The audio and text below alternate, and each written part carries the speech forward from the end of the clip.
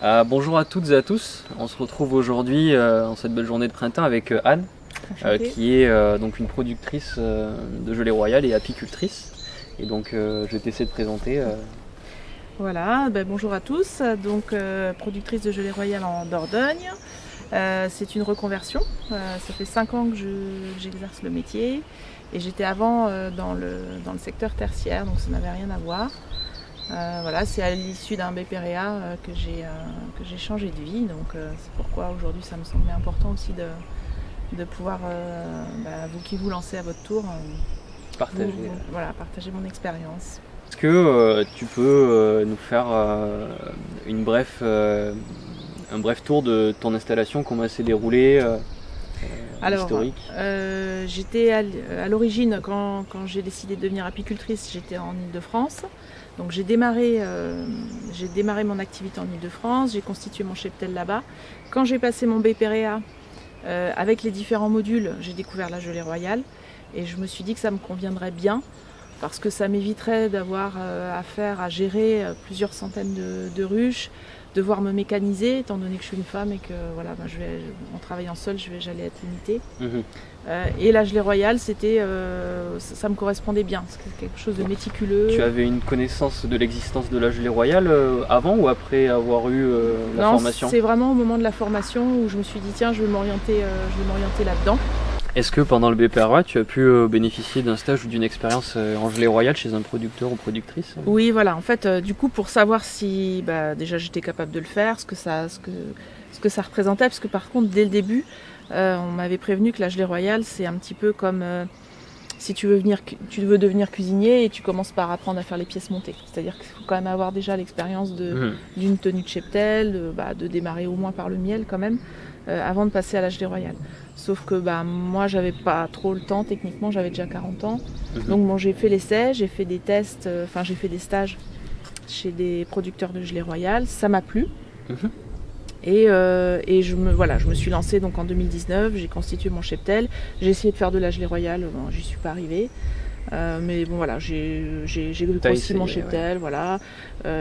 Et après c'est pour ça aussi par le biais du GPGR que c'est pas mal parce que on peut bénéficier quand même de formations, de bonnes pratiques, il y a plein de choses à savoir. Par rapport à ton installation, donc tu t'es lancé directement dans la gelée royale. Est-ce que, alors je sais pas quel métier tu faisais avant, est-ce que ce métier que tu faisais avant t'a donné des facilités, je sais pas, au niveau de l'organisation Alors j'étais dans le tertiaire, j'étais dans le commerce. Dans le commerce, ok. Voilà, donc pour la vente, on va dire que ça me donne certaines facilités, l'organisation administrative, etc. D'accord. Également une organisation, parce qu'il faut une organisation. Voilà. Ok, mais autrement au niveau biologique, système biologique, que ce soit les plantes ou c'était tout nouveau pour toi et tu t'en es très, très bien sorti quoi. Je m'en sors, voilà. Et ça t'a passionné, ça t'a passionné. Ça m'a passionné, voilà, j'ai pas lâché, de toute façon il faut être têtu, il faut faire preuve de résilience. Et effectivement, ça demande de l'énergie parce qu'il y a beaucoup de connaissances à acquérir en apiculture. Qu'on est en Dordogne ici, est-ce que tu peux nous présenter la flore, la région, etc. Voilà. Alors c'est très important quand on veut s'installer en apiculture, c'est de connaître effectivement sa flore avant de pouvoir poser un rucher. Il faut des ressources variées. L'abeille aujourd'hui, c'est pas l'abeille d'il y a 50 ans, les conditions elles changent vite. On a un problème de ressources et un problème météorologique, j'ai envie de dire. C'est-à-dire qu'à un certain moment, on a une ressource, mais l'abeille ne va pas pouvoir en profiter parce qu'il va y avoir une condition extrême, une pluie, un gel, une canicule. Voilà. Donc il faut bien étudier son projet. Et c'est vrai que la Dordogne, c'est quand même un secteur bien préservé. C'est très boisé, il y a beaucoup d'arbres, beaucoup de fleurs. En arrivant en voiture, on a vu qu'il y avait très peu d'activités agricoles plates et intensives. C'est ça. Alors on a les vignes, donc je me tiens à distance donc il y a des vignes. Mais c'est vrai qu'il n'y a pas d'agriculture intensive. Et au niveau de la communauté apicole, est-ce qu'il y a des groupements? Est-ce qu'il y a de l'entraide? Ça marche comment? Il y a des syndicats, je t'avoue que j'en fais pas partie parce que je suis au GPGR et que du coup j'ai quand même ma communauté à moi. D'accord. Est-ce que tu peux partager les diverses difficultés que tu as rencontrées au moment de ton installation et de l'amorçage de tes activités? Est-ce que tu as rencontré des difficultés éventuelles? Oui, la première préoccupation à avoir, j'ai envie de dire, c'est la santé des colonies. En fait, c'est la tenue du cheptel. D'accord. faut déjà maîtriser ça. Et effectivement, la diversification en apiculture, elle est importante. Après, elle est très vaste. Il y a vraiment plein de possibilités en apiculture. On peut faire déjà tous les trésors de la ruche, et on peut le faire de plein de manières. On peut dérouter ça sur des cosmétiques, sur de la cuisine. On peut faire des formations. Et est-ce qu'au moment de t'installer, tu as eu des difficultés éventuellement pour trouver des ruchers, savoir où placer tes ruches, le matériel? Alors tu vois, j'en ai encore. Tout à l'heure, tu me parlais de l'acacia. Je te disais que le bois l'année dernière où j'avais fait un super miel, il a été rasé. Donc voilà, mais il y en a d'autres. Mais oui, il faut se réadapter. Faut se réadapter. Mais c'est vrai que la région, faut connaître sa région. Il faut chercher des coins où l'abeille ne manque pas de ressources, effectivement. Est-ce que ça a demandé une charge financière lourde au moment de ton installation? Tu as commencé à partir de combien de ruches au début? De zéro. Hein. J'ai acheté mes 10 premières ruches. Voilà, tu as commencé avec 10 essaims. Ouais. Est-ce que ça a été un gros investissement de ta part financier? Oui, ça a été un investissement. J'ai bénéficié d'une rupture conventionnelle, mais concrètement, j'ai passé ma prime dedans. Okay. J'ai pu avoir à l'époque ce qui s'appelait Pôle emploi. Donc oui, parce que sur les débuts, on ne peut pas partir et gagner de l'argent tout de suite, ça c'est une certitude. J'ai demandé la DGA. Ouais. Tu as pu en bénéficier de la DGA ou c'était compliqué par rapport Alors à dossier? 50%, parce qu'en fait on m'a versé la première partie, et comme j'ai changé de région, l'année dernière on m'a fait une lettre comme quoi on me versait le solde. Et finalement, on ne me l'a jamais versé, et finalement, on ne me le versera jamais. Ok, mais c'est un cas d'école intéressant. Donc si on bénéficie de la DGA et qu'on déménage, qu'on change de région, ça marche plus. Ça marche plus. Ok. Est-ce que c'est bon, Eric, ou pas? Est-ce que tu as pu avoir des facilités au moment de ton installation? Est-ce que, alors, c'est pas une reprise, mais est-ce que tu as pu bénéficier de partage associatif ou d'un ancien du coin? J'ai été chercher par moi-même, puisque j'avais vraiment zéro expérience. Donc j'ai cherché à faire des stages chez plein d'apiculteurs différents, parce que chacun a ses méthodes. Et j'ai cherché pour trouver la mienne, on va dire ça comme ça.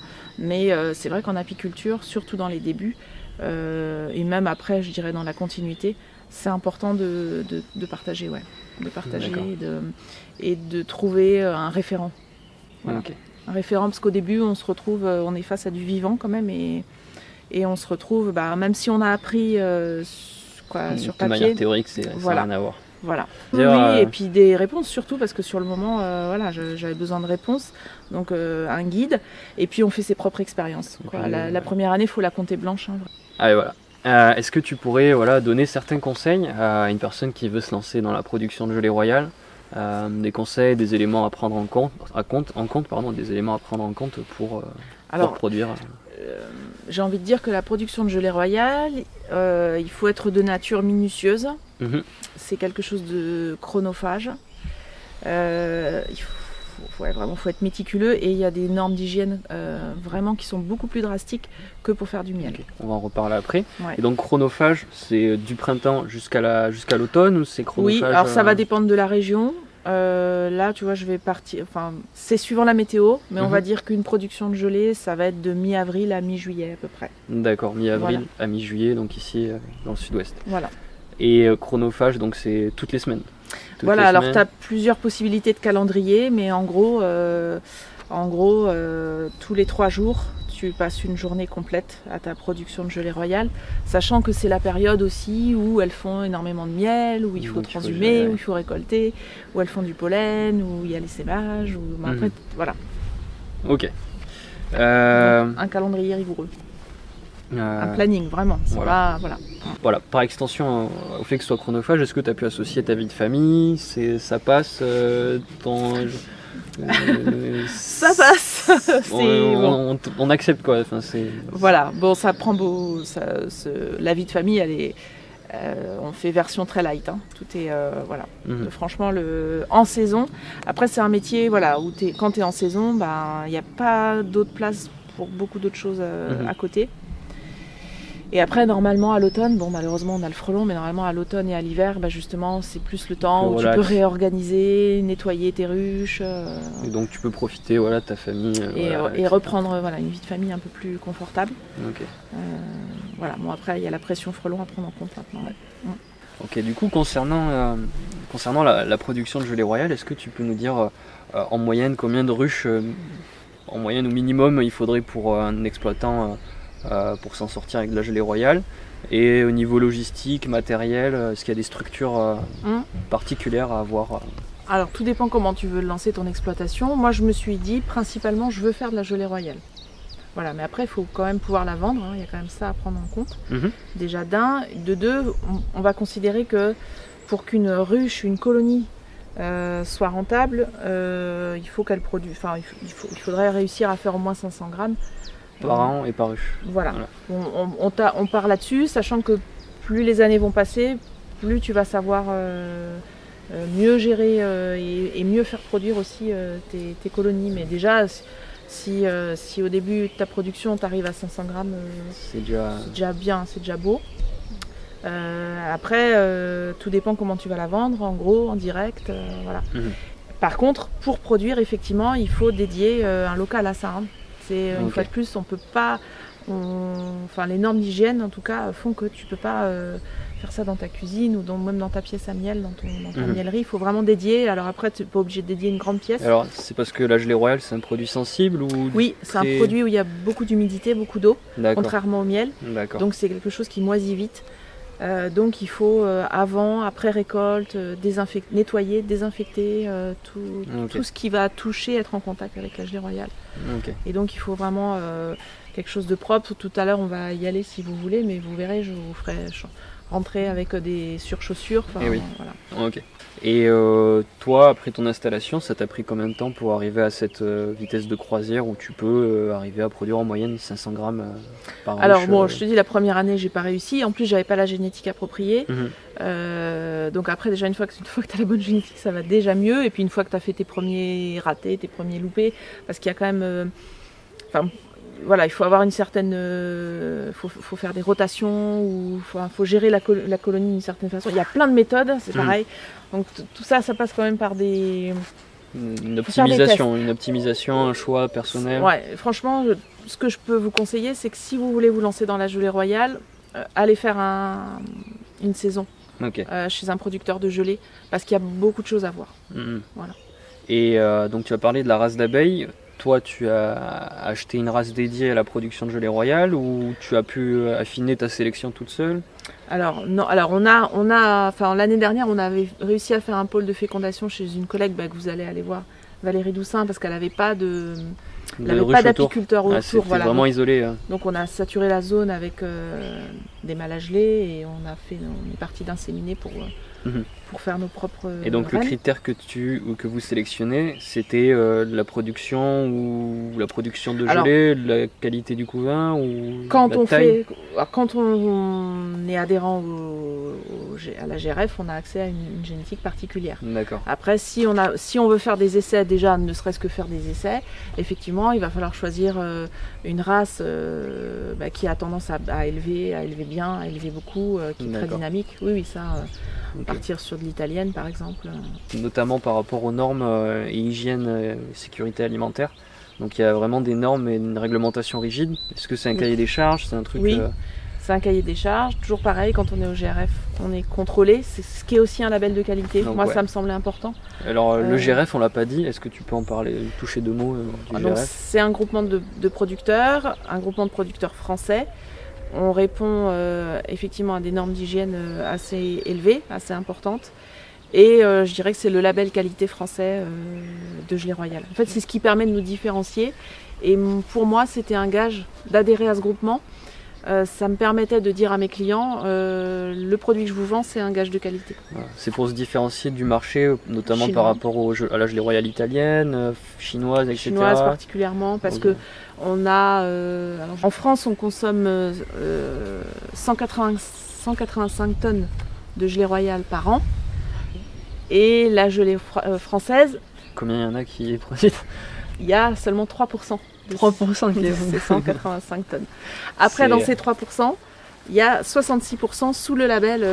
D'accord, il y en a seulement, et donc il y en a 40% qui sont comme ça, qui certainement travaillent bien, mais ne sont pas représentés ou représentés. C'est ça. Maintenant, est-ce que tu peux nous parler de ta stratégie de vente, communication, etc. Comment tu t'en sors? Alors, tu nous as dit que tu étais dans le commerce avant, donc ça t'a facilité Alors, le boulot. Voilà, mais après c'est vrai qu'il faut réfléchir en amont à la stratégie. C'est un marché de niche, donc à qui va s'adresser en fait la gelée royale, qui est susceptible d'en consommer. C'est souvent soit les sportifs, soit les personnes en situation de vieillissement ou de maladie. Voilà. Sachant qu'il y a plein d'allégations, donc on peut pas. Ouais. Voilà. Alors, des allégations contribuent à un meilleur système immunitaire ou permet de lutter contre la fatigue, ce genre d'allégations. Voilà, il faut faire attention à la façon. Par exemple, je peux pas dire qu'on peut pas utiliser le mot cure, tu vois, par exemple, c'est bête, mais on peut pas utiliser le mot cure. Voilà. Bon. Ok.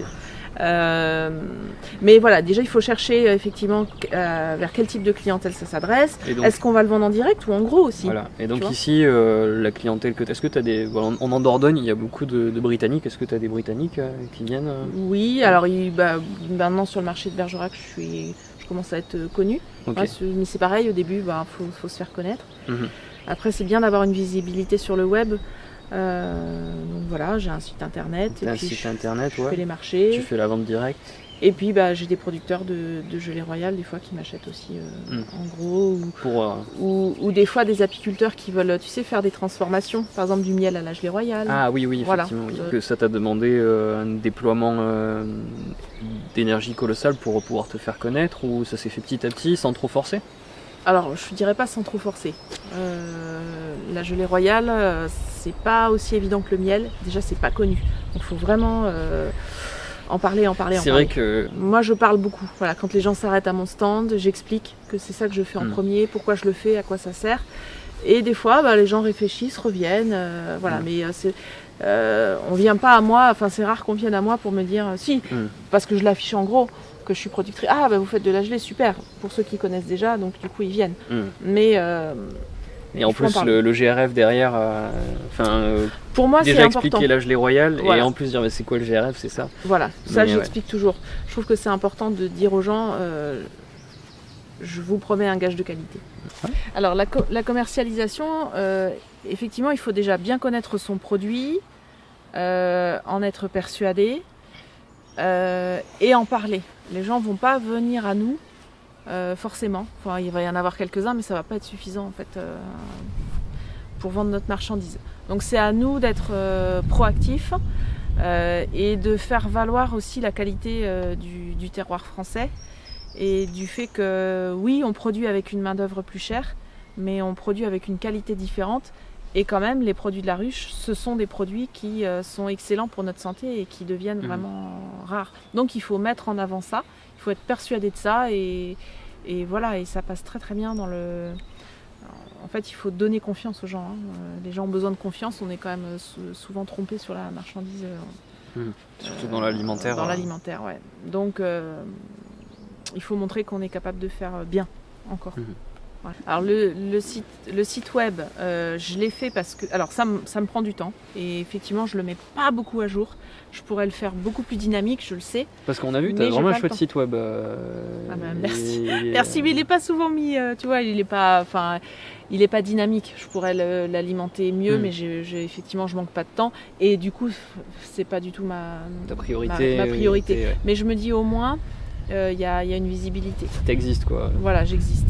Et je montre ce que je fais et de quelle manière je le fais. Mais le fait de l'avoir monté m'a pris du temps. Alors le site, je trouve que il m'a fait connaître. Mais les gens, en fait, ils vont regarder qui je suis. Et après, ils m'appellent et ils viennent en direct, en général. Après, j'ai un petit peu aussi, je fais un peu de vente à ce qui n'est pas local. Mais quand même, la majeure partie des ventes que je fais, c'est en local. Mais le site me permet aussi d'expédier, ouais. Okay. D'expédier, mais je peux pas dire que ce soit la majeure partie. Hein. C'est toute la difficulté, je trouve. C'est pour ça que l'apiculture prend du temps. Il y a la partie technique ou primordiale, j'ai envie de dire, où il y a la santé de mes colonies. Si je l'ai pas, j'ai rien derrière et je survis pas. Mais d'un autre côté, c'est pas parce qu'une fois que j'ai produit, mon travail s'arrête pas là. J'ai encore, il faut que je me fasse connaître, il faut réfléchir à un nom, à une marque, à une manière de donner envie. Il faut être plein de choses en fait quand on est à son compte. Ouais, il faut être plein de choses à la fois. Voilà, il faut être concepteur en images, il faut Et je pense qu'il faut être ouvert aussi. Après, c'est pas donné à tout le monde. On peut être d'une nature timide. Des fois, les apiculteurs, ils sont d'une nature timide. C'est solitaire, ouais. Ouais, solitaire. Effectivement, de par mon ancien métier, j'ai pas ce côté-là. Donc, j'hésite. Ça me dérange pas de me prendre des noms. Je vais assez. Tu vas droit au but. Je vais vers les gens. Ouais, j'ose parler. J'ose proposer. Si on me dit non, c'est pas grave. Je l'ai déjà le nom. Je vais chercher Louis. Voilà.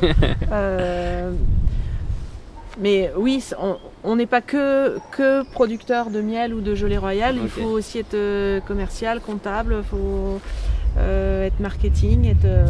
Il y a plein de choses à réfléchir. Hein. Plein de choses à réfléchir.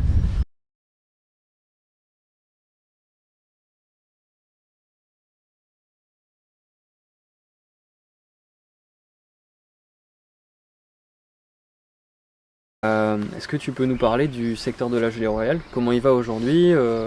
Est-ce que par rapport à la polémique qu'on peut entendre ici et là, notamment la gelée royale qui vient de Chine, qu'on retrouve chez différents distributeurs et qu'on retrouve en pharmacie dans des capsules. Alors la gelée royale, c'est un produit hypersensible à la chaleur, etc. Donc voilà, c'est pas soumis aux mêmes normes forcément puisque c'est pas produit en France. Qu'est-ce que tu penses de tout ça? En fait, il faut faire de l'information. Il faut expliquer aux gens que justement, la gelée royale, elle est très sensible et qu'à partir du moment où elle est transformée... Alors, on ne va pas critiquer la concurrence, mais on va expliquer que de manière positive, qu'en fait, nous, on fait de la gelée qui n'a jamais été ni congelée, ni transformée, ni lyophilisée. Malheureusement, la plupart des gens, effectivement, la consomment sous forme d'ampoule et pensent qu'ils ont pris de la gelée royale. Et pour être clair et honnête, il n'y a plus grand chose comme vertu quand on le prend comme ça, si ce n'est que derrière ils ont rajouté une vitamine C synthétique et que les gens vont avoir la sensation du coup de fouet. La gelée royale, c'est un petit peu le lait maternel des mammifères et que quand on allaite, si on mange McDo, concrètement le lait qu'on va produire, il va pas être bon. Et pour l'abeille, c'est pareil. Les nourrices, elles ont besoin d'être nourries de manière naturelle, au miel et au pollen. Et là, elles vont faire une gelée royale de qualité. Ouais. Voilà. Ok. Donc, tu prélèves pas nécessairement du pollen, toi? Si, t'en prélèves un peu. Si, et je leur en amène de manière artificielle. Ouais. Tu leur donnes comme ça ou tu fais un pain, une pâte? Je fais des pains, ouais. Tu mets du miel. Alors, des fois, tu vois, en Dordogne, quand même, le pollen, c'est pas mal. Des fois en saison, j'emmène pas de pollen parce qu'elles ont déjà les cadres bien blindés, bien remplis de pollen et de pollen variés. Okay. Donc je vais juste emmener ce qu'on appelle un bonbon. Je leur amène un petit peu de miel et d'eau parce que quand même elles fabriquent plus que ce qu'elles feraient de manière naturelle. Donc c'est quand même bien aussi de bien les nourrir, quoi. Et t'en penses quoi ceux qui remplacent le pollen par les levures et tout ça, là, les pains d'abeilles? Mauvais, ouais. Tu le fais pas trop, toi? Non, je le fais pas du tout, même. Je le fais pas du tout. Ok. Tu fais ton mélange de pollen. Pour moi, je pars du principe que déjà l'abeille, on n'est plus dans des conditions aujourd'hui idéales pour elle. Il y a un intérêt. Est-ce qu'il y a un intérêt économique à s'orienter vers la gelée royale? Alors le prix du kilo aujourd'hui, c'est entre 1000 et 1500 euros le kilo. C'est ça, donc le rendement à la ruche, il est meilleur qu'avec du miel, ça faut pas se leurrer. La gestion de la colonie, elle est différente aussi. Et ça prend plus de temps aussi. Donc voilà, mais après, ça peut être intéressant de proposer ça en tant qu'apiculteur, de proposer c'est un atout supplémentaire. Et puis encore une fois, ça dépend du profil et puis de ce qu'on aime faire. Le temps de greffage, etc., il est très long, donc c'est un choix à faire en amont. Et en plus, si on fait ce choix-là, va falloir investir dans un labo. Donc il faut y réfléchir quand on fait son étude économique. Ok. Voilà, donc un cadre. Alors ça, c'est mon chevalet de greffage, c'est-à-dire que le matin, je vais avoir emmené un cadre de couvain. Et donc avec mon picking, je vais greffer, je vais retirer les œufs et je vais les mettre là-dedans. Donc minimum par ruche, je mets 90 cupules, tu vois. Voilà. Et donc par rapport à tes éleveuses, tu les orphelines combien de temps avant, celles qui vont élever ces cellules royales? Alors je vais la veille ou l'avant-veille, quand je vais démarrer ma gelée royale, je vais mettre la reine d'un côté. Ah, tu compartimentes la ruche avec compartimente.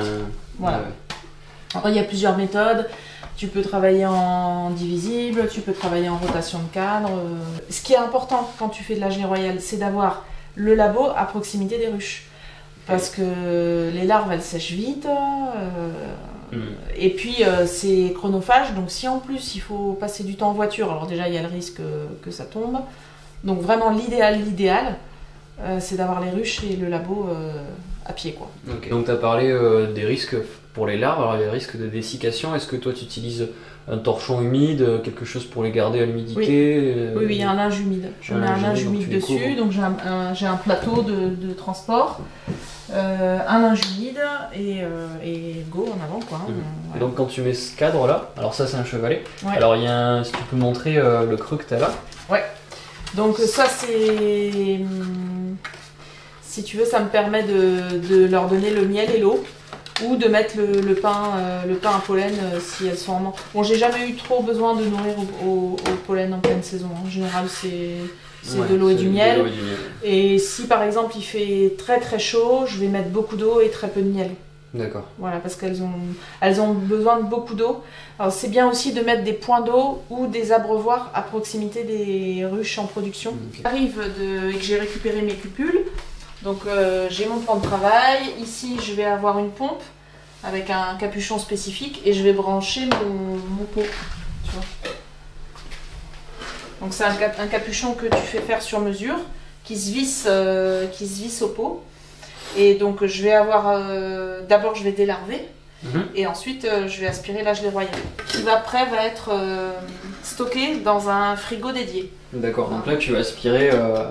là c'est une pompe, tu fais l'arrivée, la sortie avec ça. Voilà, tu as un capuchon avec des tuyaux. Voilà. Tout ça, ça se désinfecte tout le temps avant. Ça se nettoie après. Tu le nettoies donc à l'éthanol, à l'alcool, tout ? À l'alcool. D'accord. À l'alcool à 70. Et donc tu as parlé du délarvage. Est-ce qu'au moment du délarvage, tu as de la perte de gelée royale, il y a une technique ou Alors avec la pompe que j'ai, non. Au début, quand on fait ces essais, on peut pas parce que, à moins d'avoir des moyens, mais en règle générale, moi je l'ai pas acheté dès le début. Au début, j'ai démarré à la main, tu délarves à la main. Voilà. Donc t'aspires tes larves, tu en nettoies tout, hop, après tu mets ton pot à geler, t'aspires ta gelée. Donc là, aujourd'hui, maintenant, tes larves, tu délarves avec l'aspirateur. Avec un embout spécial. T'as un embout à... D'ailleurs, c'est celui-là. Ça, c'est l'embout à délarvage et après, tu as un embout d'aspiration à geler. Et donc, les larves, elles vont aller dans un autre récipient. Elles vont dans ce pot. Dans ce pot-là. Ah, d'accord. Et après, il y a un autre pot pour la gelée royale. Voilà. C'est celui-ci, oui. Voilà. Ok, d'accord. Voilà. Oui, parce que mon pas de vis, il prend que des pots d'accord. Le parfait. Ok, donc celui-ci, c'est pour la gelée royale. Voilà. Et celui-ci, c'est pour les larves. Voilà. Ok. Et ça, c'est... Alors ça me permet de poser, tu vois, ça, parce qu'il faut toujours faire attention. Alors ça, c'est souvent quand je fais de la mise en pot. Faut éviter de... En fait, il y a plein de choses à prendre en compte, mais tout ça, tu l'as dans la formation hygiène. Oui. Sur support, Tu désinfectes tout ce que tu peux et tu fais vraiment attention parce qu'encore une fois, la gelée royale, c'est tellement humide, il y a beaucoup d'eau et c'est très sensible aux moisissures. Ouais, alors je suppose qu'elle est stockée dans le frigo. Est-ce que tu peux ouvrir 2 secondes? Il n'y a plus rien dedans, il n'y a plus grand chose dedans maintenant. Pour dire que tu la stockes. Voilà, parce que ça c'est la gelée qui me reste de l'année dernière. Et donc je contrôle la température, parce que je dois la stocker entre 3 et 5 degrés. Pareil, le frigo je le désinfecte à l'alcool, je mets mes dates de nettoyage dessus. Donc là il y a le logo du GRF. Ouais. Et est-ce que tu utilises cette partie congélée Oui, je peux mettre du pollen dedans, je crois que j'ai un peu de pollen dedans. D'accord. Ouais. Ok. J'ai un autre congélateur pour le pollen. Et là, il y a une mais voilà, mais là j'ai mes pots, en saison je remplis mes pots et après je mets en pot. Mais au début, bien sûr, je fais pas la mise en pot directe. Hein. Et ça, c'est un déshumidificateur ou un mini frigo? C'est mon frigo de marché, ça. Ah, ok, c'est un mini frigo, c'est chouette. C'est mignon. Voilà, ça je peux l'emmener, le brancher, j'ai du courant là où je suis placée, et voilà. Et comme ça, ma gelée, elle reste au frais pour les clients. Ouais. Donc là, on est devant quelques ruches. Et Anna va nous partager sa méthode d'orphelinage pour ensuite pouvoir amorcer l'élevage de rennes et la production. Voilà. Alors, je travaille encore. Je vais te donner un exemple, parce que j'ai plusieurs méthodes, mais je te donne un exemple. Donc je travaille sur un corps de ruche, je mets la reine d'un côté, je veille à ce qu'elle ait de la place pour pondre. Alors tu la mets d'un côté, tu la partitionnes, c'est voilà, ça? avec une grille à reine verticale. Une grille à reine verticale, ok.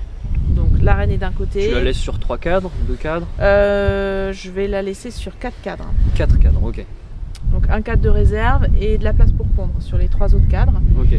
Et tous les 6 jours ou tous les 9 jours au plus tard, je fais une rotation de cadre. C'est-à-dire que ce qui est prêt à naître, je le mets côté reine. D'accord. Et ce qu'elle vient de pondre, je le remets à côté de l'élevage pour attirer les nourrices de l'élevage que je positionne. Et je veille à ce que des deux côtés, bien sûr, il y ait toujours c'est tous les combien de jours cette rotation? Alors 6 jours ou 9 jours. 6 ou 9 jours, voilà. Ok. 6 ou 9 jours, et sachant que je fais la récolte tous les 3 jours. D'accord. Donc à un moment, je fais juste, je prends la récolte, et à un moment, je fais en plus la rotation des cadres. D'accord. Donc la simple grille à reine verticale suffit à orpheliner l'autre partie. Grille à reine verticale, grille à reine horizontale, bien sûr, si elles ont une demi-grille à reine si elles ont une hausse. Oui, ça suffit. Ça suffit. Ah ouais, c'est orpheline avec la grille à reine. Voilà. Et la reine, du moment que la reine elle a de la place, ça va. Mais du coup, le côté où il y a qui est orphelin, il n'y a pas l'odeur de la reine, même si malgré le fait qu'il y ait. Eh ben, si tu veux, je colle pas le cadre de greffage du côté de la reine. Je le mets à l'extrémité, pas en rive, mais je le mets loin. Okay. Voilà, je vais laisser au moins 2 à 3 cadres de couvain avant de mettre mon élevage. D'accord. Et ça marche. Que tu aurais des conseils pour ceux qui souhaitent s'installer en gelée royale? Alors déjà c'est d'aller essayer de faire une saison chez un producteur, voir si c'est quelque chose qui nous plaît, parce qu'en général les apiculteurs qui décident de faire ça, ça leur a plu. C'est différent comme production par rapport à du miel, comme approche, c'est ça. Donc voir déjà si ça plaît, voir comment ça se fait, essayer de trouver un référent. Et puis je peux que conseiller d'adhérer au GRF, puisque après derrière il y a quand même des formations qui prennent bien en charge toute la partie hygiène, elle est importante. Est-ce qu'il y a du soutien, de l'aide, de l'entraide? Il y a de l'entraide, voilà, c'est ce que j'allais te dire. Okay, Il y a une entraide. Tu vois, ici en Dordogne, on est plusieurs producteurs de gelée royale, et c'est quand même bien agréable en saison de s'appeler, de se poser des questions, des fois aussi de se remonter le moral aussi. On aimerait savoir comment est-ce que tu vois l'apiculture aujourd'hui, avant l'image éventuelle que tu en avais quand tu étais en dehors de ça, et comment tu la vois à l'avenir, et aussi l'évolution de la production de gelée royale. Qu'est-ce que tu en penses globalement? Alors, l'apiculture avant, elle était, j'ai envie de dire, facile. Quand on entend les témoignages d'il y a une quarantaine d'années, ça laisse un peu... Ça semblait bucolique, pays de cocagne, et sans trop de soucis. Voilà. Aujourd'hui, il faut vraiment faire attention à la santé de ces colonies. Voilà. C'est l'objectif à garder en tête quand on commence à avoir du cheptel, la santé de mes colonies, qu'est-ce qu'elles ont comme ressources, les soins que je dois apporter de manière régulière. Les menaces, il faut identifier les menaces. Les cadres à changer, les menaces. Voilà, il faut vraiment s'axer là-dessus. Et puis, c'est le plus important. Et après, derrière, on pourra produire. Mais c'est vrai qu'on ne peut pas être dans un objectif, de production comme de la cuisine, ou se dire je vais faire... Non, au début, c'est du vivant. Voilà. Donc l'apiculture de demain, on verra bien. Mais c'est vrai que, comme je te disais au début, tu peux avoir la ressource, mais ne pas l'avoir à cause de la météo. Et pour elle, c'est dramatique. C'est comme si toi, demain, tu n'es pas en super bonne santé, parce que tu as une pression varroa, donc toi on va dire que tu as une maladie, et que derrière, en plus, tu peux pas manger correctement. Tu vas manger que des pâtes. À un moment, tu vas être faible, tu vas manquer de protéines, tu vas manquer de vitamines avec les fruits, tu vas manquer de laitage. Donc, il faut faire attention à ça, à la ressource, essayer de la donner le plus variée possible. Je crois qu'on a fini. Merci beaucoup Anna. Au plaisir. Merci énormément pour ton temps, ton partage, ton énergie et ton accueil surtout. Et vraiment nous accorder le temps, parce que le temps c'est quand même hyper important. Après je suis passée par là aussi, c'est important à tous de trouver à tous votre stratégie, et puis de réussir, et de vous lancer, de réussir. Voilà, bah, merci beaucoup. Est-ce que tu aimerais t'as un mot à passer ou pas, je sais pas. Bah, en tout cas, merci pour la postérité. Il n'y a pas de souci. Bonne chance à tous. Surveillez bien la santé de vos colonies surtout. Voilà, bah, merci beaucoup.